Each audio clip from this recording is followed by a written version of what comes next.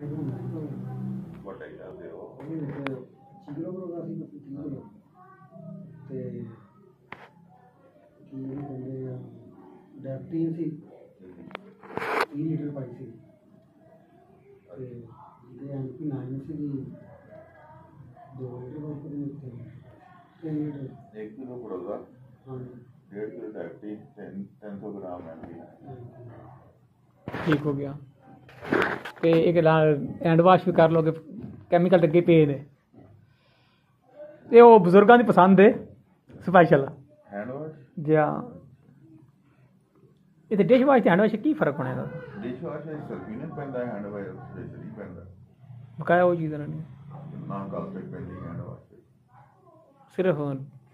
colour ते shampoo base ही ਉਹਦੇ ਵਿੱਚ ਪਏਗਾ ਹੈਂਡ ਵਾਸ਼ ਵਿੱਚ ਆ ਕਹਿੰਦੇ ਡੈਪਟੀਨ ਹੈ ਨਾ ਮੇਰਾ ਖਿਆਲ ਆ ਉੱਤੇ ਲਿਖਿਆ ਨਹੀਂ ਉਹਨੇ ਲਿਖਿਆ ਨਹੀਂ ਲਿਖਣਾ ਵੀ ਸੀ ਕਿਸੇ ਵਿੱਚ ਇੱਕ ਦੀ ਅਸਰ ਕਿਤਨਾ ਹਾਂ ਇੱਕ ਦੀ ਡੈਪਟੀਨ ਆ ਵੀ ਡੈਪਟੀਨ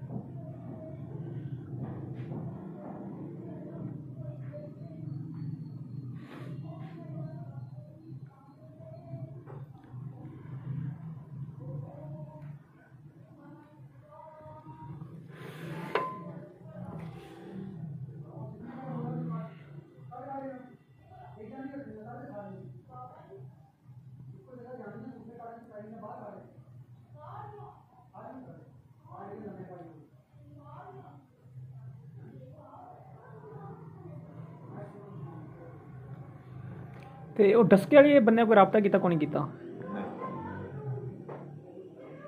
ਉਹ ਮੇਰੇ ਕੋਲ ਆਇਆ ਗੱਡੀ ਛੱਡੀ ਦੇ ਨਾਲ ਆਟੇ ਦਾ ਇੱਕ ਥੈਲਾ ਲਿਆਂਦੇ ਆ ਸਣੇ ਤੇ ਅਸੀਂ ਇਤਨਾ ਕਾਰੋਬਾਰ ਕੇ ਕਰ ਰਹੇ ਹਾਂ ਤੇ ਇਹ ਉਹ ਆਪਾਂ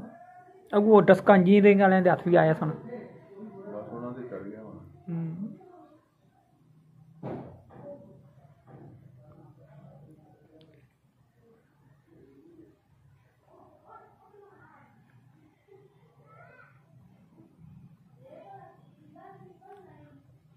ਲਓ ਜੀ